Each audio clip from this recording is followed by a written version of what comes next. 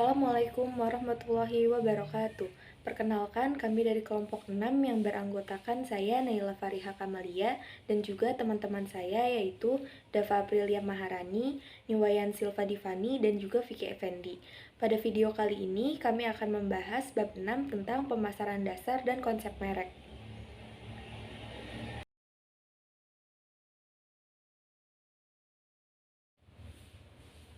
Sebelum perusahaan dapat memulai menjual produk mereka secara online, mereka harus terlebih dahulu memahami jenis orang-orang yang ada di online dan juga bagaimana orang-orang tersebut berperilaku di pasar online.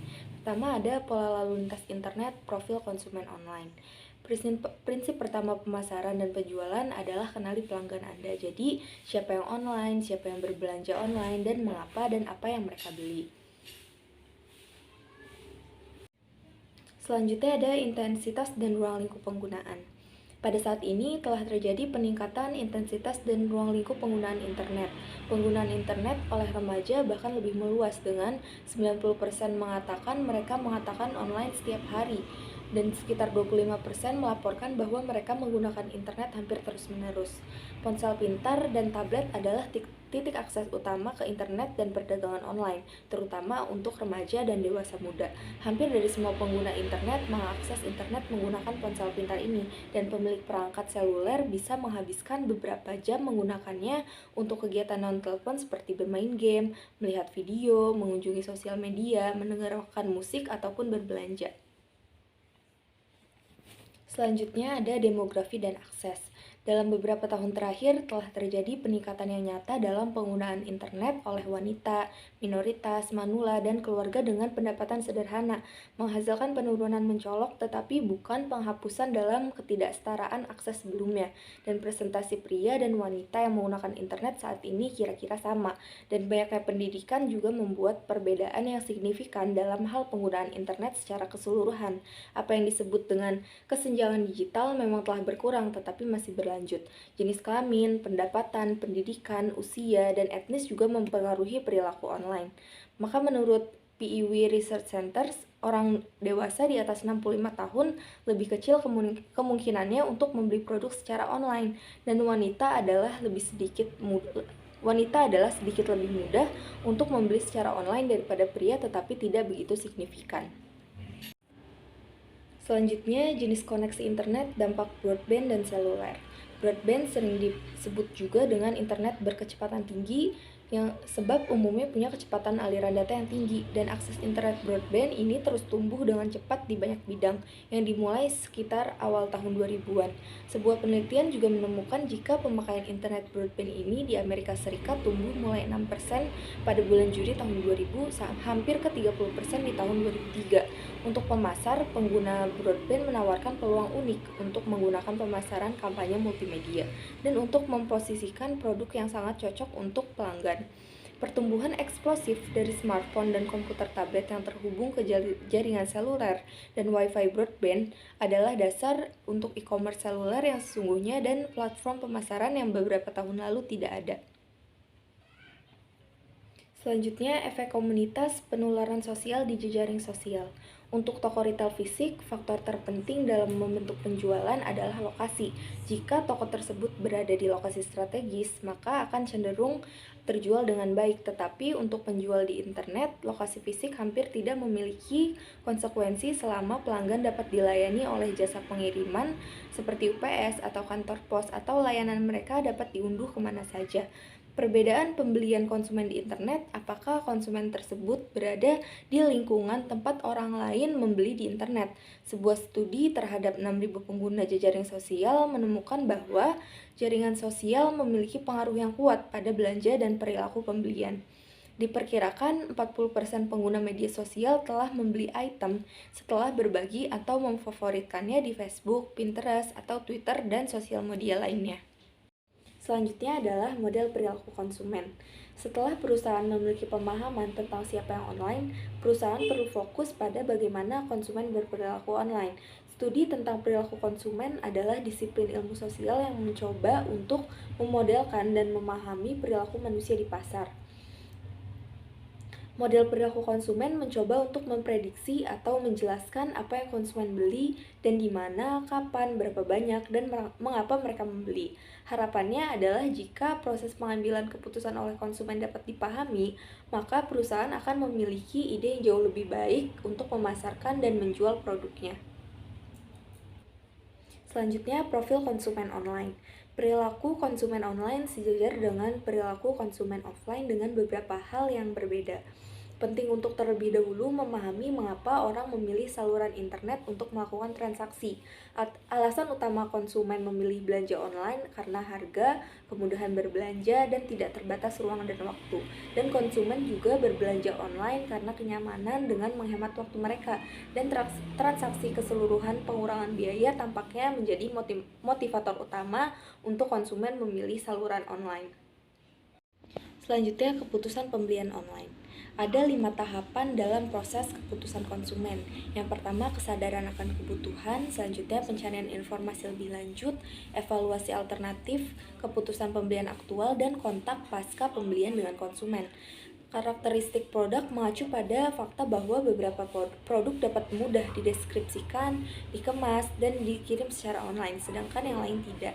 Dan gabungan faktor tradisional seperti merek, iklan, dan kemampuan perusahaan. Faktor-faktor ini mengarah pada sikap spesifik tentang pembelian dari perusahaan e-commerce atau kepercayaan pada perusahaan, dan juga pengalaman pelanggan yang menyenangkan dan perasaan bahwa konsumen dapat mengendalikannya di lingkungan secara daring. Dan perilaku clickstream mengacu pada log transaksi yang dibuat konsumen saat mereka berpindah tentang web dari mesin pencari ke berbagai situs, lalu ke satu situs, lalu ke satu halaman, dan kemudian akhirnya keputusan untuk membeli. Selanjutnya, browser dan pembeli. Analisis clickstream menunjukkan kepada kita bahwa orang-orang online karena berbagai alasan. Pertimbangan ini sangat menyarankan bahwa e-commerce dan perdagangan tradisional digabungkan dan harus dilihat oleh pedagang sebagai bagian dari kontinum perilaku konsumsi dan bukan sebagai alternatif radikal satu sama lain. Perdagangan adalah perdagangan, pelanggan seringkali adalah orang yang sama. Nah, pentingnya temuan ini bagi pemasar adalah sangat jelas. Pedagang online harus membangun konten informasi situs mereka untuk menarik browser mencari informasi, membangun konten untuk peringkat tinggi di mesin pencari, menempatkan lebih sedikit perhatian pada penjualan semata, dan mempromosikan layanan produk, terutama produk baru dalam penyaluran media offline untuk mendukung toko online mereka. Selanjutnya, kepercayaan, utilitas, dan peluang di pasar online. Jadi, penelitian menunjukkan bahwa 2 faktor terpenting yang membentuk keputusan untuk membeli secara online adalah utilitas dan kepercayaan. Konsumen menginginkan penawaran yang baik, tawar-menawar, kenyamanan, dan kecepatan pengiriman. Singkatnya, konsumen mencari utilitas. Konsumen membutuhkan untuk mempercayai pedagang sebelum mereka melakukan pembelian. Jadi, penjual dapat mengembangkan kepercayaan di antara online konsumen dengan membangun reputasi kejujuran, keadilan, dan kualitas yang kuat. Oke, selanjutnya ada strategi dan alat pemasaran perdagangan digital dan juga iklan. Nah, pemasaran online itu memiliki banyak kesamaan dan perbedaan dengan pemasaran biasa. Tujuan pemasaran online yaitu untuk membangun hubungan pelanggan sehingga perusahaan dapat mencapai pengembalian di atas rata-rata. Nah, teman-teman, pada slide ini akan dibahas tentang isu dan pertanyaan strategis. Langkah pertama dalam membangun merek online adalah membangun situs web dan kemudian mencoba untuk menarik audiens. Teknik pemasaran tradisional yang paling umum untuk membangun merek dan menarik pelanggan adalah pemasaran mesin pencari, tampilan iklan, kampanye email, dan juga program afiliasi. Jika Anda seorang manajer startup atau manajer situs web dari suatu situs web komersial yang ada, Anda akan menghadapi sejumlah pertanyaan strategis seperti misalnya di mana Anda harus fokus terlebih dahulu, apakah membangun situs web, mengembangkan blog, atau terjun ke pengembangan kehadiran Facebook. Nah, jika Anda memiliki situs web sukses yang sudah menggunakan pemasaran mesin pencari dan juga iklan bergambar, pertanyaannya yaitu kemana Anda harus pergi selanjutnya? Apakah mengembangkan kehadiran jejaring sosial atau menggunakan media offline? Dan apakah perusahaan Anda memiliki sumber daya untuk mempertahankan melibatkan kampanye pemasaran media sosial. Selanjutnya teman-teman, ada situs web sebagai platform pemasaran, yaitu membangun hubungan pelanggan. Situs web perusahaan adalah alat utama untuk membangun hubungan awal dengan pelanggan. Situs web memiliki fungsi yaitu satu, membangun identitas merek dan harapan konsumen serta bertindak sebagai jangkar untuk aktivitas pemasaran sehingga mendorong pendapatan penjualan. Nah, dalam hal ini itu melibatkan pengidentifikasian pembeda fitur produk pada halaman beranda situs web untuk menciptakan harapan pengguna nantinya akan seperti apa mengkonsumsi produk tersebut.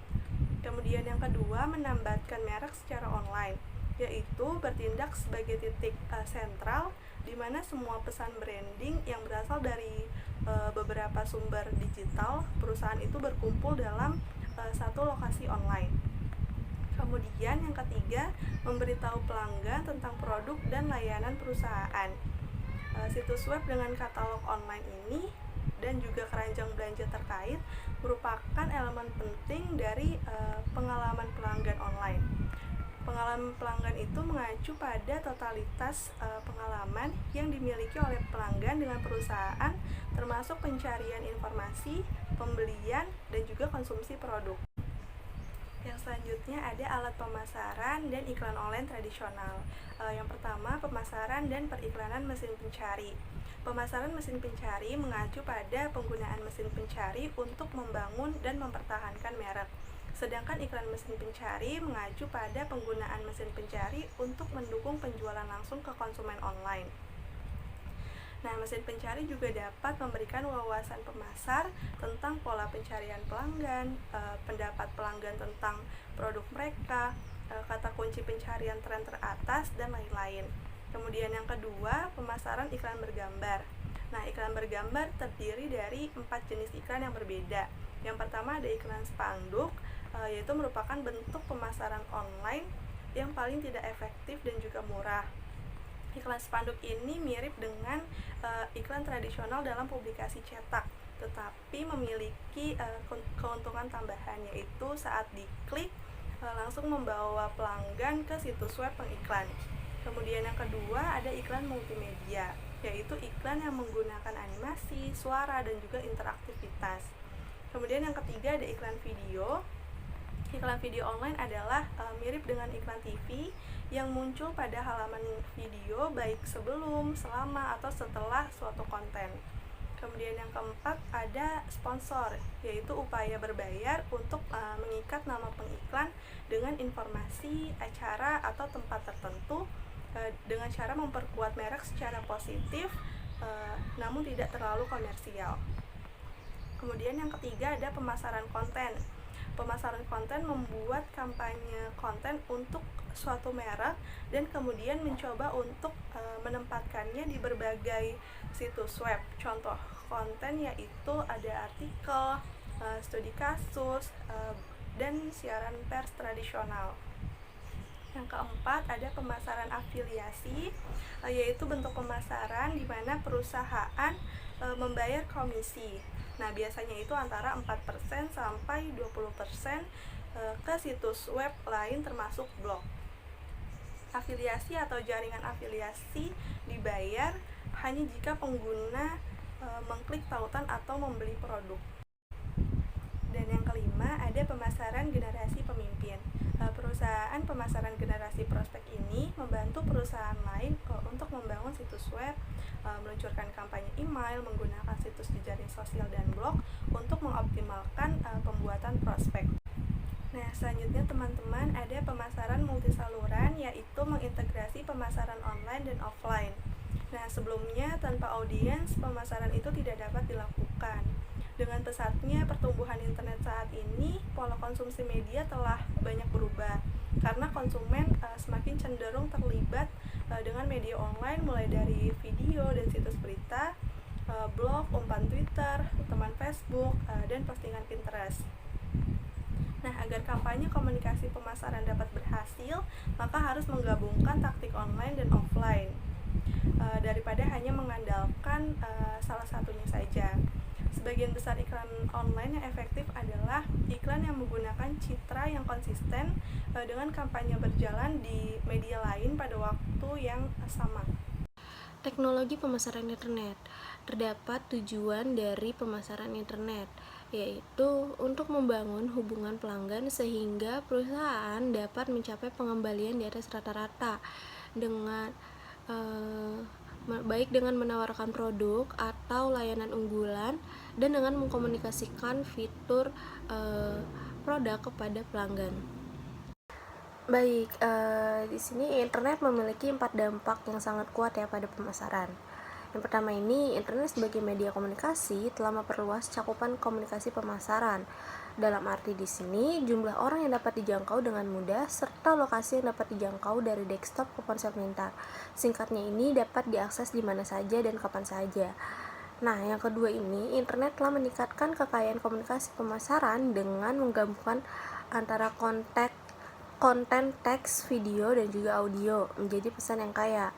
Diperdebatkan web lebih kaya sebagai media daripada televisi atau video karena kompleksitas pesan yang tersedia. Konten yang sangat besar yang dapat diakses pada berbagai subjek dan kemampuan pengguna untuk mengontrol pengalaman secara interaktif. Nah, yang ketiga ini, internet telah sangat memperluas intensitas informasi pasar dengan menyediakan pemasar dan pelanggan dengan informasi yang halus, rinci, real time yang tak tertandingi tentang konsumen saat mereka bertransaksi di pasar. Dan yang terakhir atau yang keempat, lingkungan yang selalu aktif, selalu melekat yang diciptakan oleh perangkat seluler membuat konsumen menjadi jauh lebih tersedia untuk menerima pesan pemasaran. Nah, selanjutnya ini bagaimana sih situs e-commerce dapat mengetahui lebih banyak daripada departemen store atau toko kelontong lokal tentang perilaku konsumen. Oke, sumber utama informasi konsumen di web adalah log transaksi yang dikelola oleh semua server web. Log transaksi mencatat aktivitas pengguna di situs web. Log transaksi juga dibangun ke dalam perangkat lunak server web. Data log transaksi menjadi lebih berguna bila digabungkan dengan dua jalur data yang dihasilkan pengguna lainnya, seperti formulir pendaftaran, database, keranjang belanja. Di sini pengguna dibujuk melalui berbagai cara seperti hadiah gratis atau layanan khusus untuk mengisi formulir pendaftaran. Formulir pendaftaran ini mengumpulkan data pribadi tentang nama, alamat, telepon, kode pos, alamat, email biasa diperlukan dan informasi opsional lainnya tentang minat dan selera. Saat pengguna melakukan pembelian, mereka juga memasukkan informasi tambahan ke dalam database keranjang belanja. Basis data keranjang belanja menangkap semua data pemilihan barang, pembelian, dan pembayaran. Selanjutnya ini ada sistem otomatisasi pemasaran. Nah, sistem otomatisasi pemasaran merupakan perangkat lunak yang digunakan pemasar untuk melacak semua langkah di bagian pembuatan prospek dari proses pemasaran. Nah, proses pemasaran ini dimulai dengan memuat pelanggan potensial sadar akan perusahaan produk tersebut dan mengenali kebutuhan akan produk. Nah, ini adalah awal dari sebuah petunjuk seseorang yang mungkin akan membeli produk tersebut. Dari sana, konsumen perlu menemukan Anda saat mereka mencari produk. Mereka ini akan membandingkan produk Anda dengan penawaran pesaing dan pada titik tertentu memilih untuk membeli. Selanjutnya ada biaya iklan online, ada biaya per 1000 dan juga ada biaya per 1000 efektif. Biaya per 1000 atau BPS adalah pengiklanan tayangan pembelian dalam 1000 unit lot. Saat ini model penetapan harga lainnya telah berkembang termasuk biaya per klik atau BPK, di mana pengiklanan membayar biaya yang telah dinegosiasikan sebelumnya untuk masing-masing klik yang diterima iklan. Dan juga ada biaya per tindakan di mana Pengiklan membayar pranegosiasi jumlah hanya ketika pengguna melakukan tindakan tertentu, seperti pendaftaran atau pembelian, dan pengaturan hibrida menggabungkan dua atau lebih model ini di biaya per seribu efektif. Jadi, biaya per seribu efektif atau BPSE adalah metrik yang mengukur laba atas investasi dari iklan dengan membagi total penghasilan dari iklan dengan jumlah total tayangan dalam ribuan. Selanjutnya adalah analitik pemasaran, perangkat lunak untuk mengukur online hasil pemasaran. Jadi perangkat lunak analitik adalah pemasaran yang mengumpulkan, menyimpan, menganalisis, dan menyajikan data secara grafis pada setiap tahapan dalam proses konversi pembeli menjadi pelanggan di situs e-niaga atau e-commerce. Tujuan akhir dari paket analisis pemasaran adalah untuk membantu manajer bisnis mengoptimalkan laba atas investasi atas upaya pemasaran mereka dan melakukan ini dengan membangun pemahaman terperinci tentang bagaimana perilaku atas konsumen mereka. Oke teman-teman, selanjutnya ada karir di perdagangan elektronik ini. Nah, industri periklanan online adalah salah satu yang paling kuat dan sektor ekonomi online yang tumbuh paling cepat gitu. Adapun posisi di dalam perusahaan yang mirip seperti yang aku jelaskan tadi dalam industri periklanan online itu sendiri. Nah, perusahaan-perusahaan itu tuh seperti Google, Facebook, Amazon, dan lainnya yang menyediakan platform untuk iklan online. Nah, kemudian di sini ada perusahaan. Perusahaan ini adalah toko makanan organik pemula yang berbasis di Maryland, di mana ia dimulai sebagai toko kelontong tunggal yang menjual makanan organik dan pertanian lokal pada tahun 2008. Kemudian, hari ini perusahaan beroperasi makanan ada 110 toko retail total di Timur Laut dan memiliki lebih dari 15.000 karyawan. Lalu di poin yang ketiga ini, penjualan makanan organik itu telah meledak di Amerika Serikat gitu dan di seluruh dunia. Pada tahun 2016, penjualan produk organik mencapai 43 miliar US dollar dan tumbuh lebih dari 10% setiap tahunnya. Nah, jauh lebih besar dari pasar makanan secara keseluruhan yang berkembang hanya sekitar 3% per tahun. Kemudian di poin yang terakhir itu ada usia 13 sampai 24 tahun menurut survei adalah kelompok pembeli organik terbesar di Amerika dan 75 milenial mengkonsumsi produk organik. Teman-teman, selanjutnya ada posisi asisten digital marketing yang mempunyai peran sebagai berikut nih. Di poin pertama ada berkolaborasi dengan kalender promosi tim pemasaran untuk digital, cetak, dan bahan pemasaran toko. Kemudian yang kedua ada membuat konten tambahan untuk blog, situs web, buletin email, dan media sosial. Kemudian ada memperbarui situs web perusahaan dengan konten yang terbaru, menerapkan SEO, dan memantau semua aktivitas di dalam web tersebut. Kemudian perbarui akun media sosial perusahaan gitu, seperti Facebook, Google, Twitter, Pinterest, and Instagram.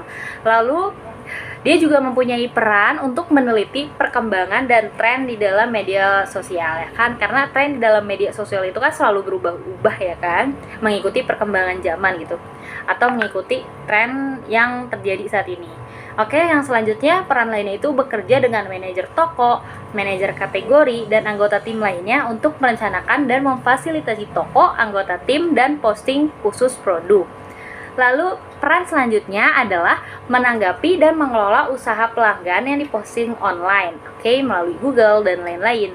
Kemudian di peran yang terakhir ini ada yang paling penting nih, yaitu membuat laporan bulanan untuk menganalisis keberhasilan upaya pemasaran dari digital tersebut. Oke teman-teman, kemudian di dalam slide selanjutnya ada kualifikasi atau keterampilan gitu. Keterampilan apa aja yang harus dipunya oleh seorang pengusaha ya kan. Nah, yang pertama ini gelar sarjana di bidang humaniora atau ilmu sosial dengan kursus di MEIS e-commerce, pemasaran digital, statistik, desain web atau media sosial. Nah, kemudian mempunyai kemahiran dalam WordPress, Facebook for Business, Facebook Ads Manager, Instagram, Pinterest, Twitter, Hootsuite, Sprout Social, Google Business, terus Google Analytics, Yap for Business, dan Microsoft Office. Kemudian mempunyai keterampilan komunikasi verbal dan tertulis yang sangat baik. Nah, lalu juga mempunyai keahlian copywriting dan pengeditan. Lalu, pengusaha tersebut juga harus mempunyai pengalaman atau latar belakang dalam layanan pelanggan gitu ya kan. Seperti yang kita ketahui, kalau pengalamannya lebih banyak, maka servisnya juga akan lebih bagus gitu karena telah banyak pengalamannya. Nah, kemudian ada keterampilan fotografi dan pengeditan foto dasar. Ini merupakan sangat penting agar bisa menarik gitu. Oke, masih ada di slide selanjutnya nih dari kualifikasi tersebut. Nah, terus ada pemahaman tentang optimasi mesin pencari. Yang selanjutnya ada kemampuan untuk melakukan banyak tugas dan bekerja di lingkungan yang serba cepat ini. Lalu juga harus mempunyai keterampilan manajemen waktu yang baik. Kemudian juga kemampuan untuk bekerja secara mandiri atau sebagai tim. Kemudian tak kalah pentingnya adalah peran bagaimana dia mempunyai pengetahuan tentang dan keakraban dengan sumber daya makanannya atau bahannya, kesehatan dan kebugarannya, pertanian, keberlanjutan, makanan organik, dan berita atau tren terkini dalam makanan alam industri adalah nilai tambah yang akan menambah nilainya. Oke teman-teman, kemudian ada persiapan untuk wawancara ya. Persiapan itu sangat penting ya kan. Nah, di sini ada beberapa poin. Yang pertama itu harus memiliki pengetahuan tentang demografi, audiens internet, dan perilaku konsumen online, khususnya proses keputusan konsumen. Nah, kemudian di poin kedua ini kita juga harus memberikan gambaran umum tentang strategi dan alat pemasaran digital dan periklanannya. Kemudian kita juga tuh harus membuat pewawancara itu terkesan dengan menunjukkan kesadaran akan beberapa masalah yang terkait dengan berbagai jenis iklan online, seperti penipuan iklan, terus keterlihatan, dan meningkatkan penggunaan perangkat lunak pemblokiran iklan tersebut. Nah, kemudian persiapan yang tak kalah pentingnya itu adalah menunjukkan bahwa kita memiliki pemahaman tentang biaya dan pemanfaatan dari online komunikasi pemasaran tersebut. Lalu, persiapan yang terakhir adalah dengan memberikan perhatian khusus pada leksikon metrik pemasaran online-nya. Di sini ada pertanyaan wawancara yang biasa ditanyakan oleh para user gitu. Nah, yang pertama ini ada, menurut Anda, apakah keuntungan mengembangkan saluran online untuk branding dan penjualan langsung daripada menggunakan media tradisional seperti cetak iklan atau televisi? Kemudian yang kedua, apakah menurut Anda internet dan jejaring sosial adalah cara yang baik untuk berpromosi gitu, produk organik dan menghasilkan penjualan langsung serta mendorong lebih banyak pelanggan untuk toko kami? Kemudian yang pertanyaan yang sering ditanyakan ketiga adalah dari mulut ke mulut adalah alat pemasaran yang sangat kuat ya kan. Bagaimana menurut kita gitu. Terus mencapai pemasaran online dari mulut ke mulut yang lebih efektif itu seperti apa gitu. Kemudian pertanyaan yang sering ditanyakan keempat adalah selain website dan jejaring sosial, apalagi pemasaran online seluler yang harus kami fokuskan yang akan efektif untuk target kami gitu ke depannya. Nah, kemudian pertanyaan juga nih yang sering banget keluar itu, apakah menurut Anda pelanggan kami akan tertarik dengan pengiriman organik ke rumah? Nah, sekian adalah pertanyaan-pertanyaan yang sering ditanya. Nah, sekian dari kelompok kami. Kurang lebihnya saya mohon maaf. Wabillahi taufiq wa hidayah. Wassalamualaikum warahmatullahi wabarakatuh.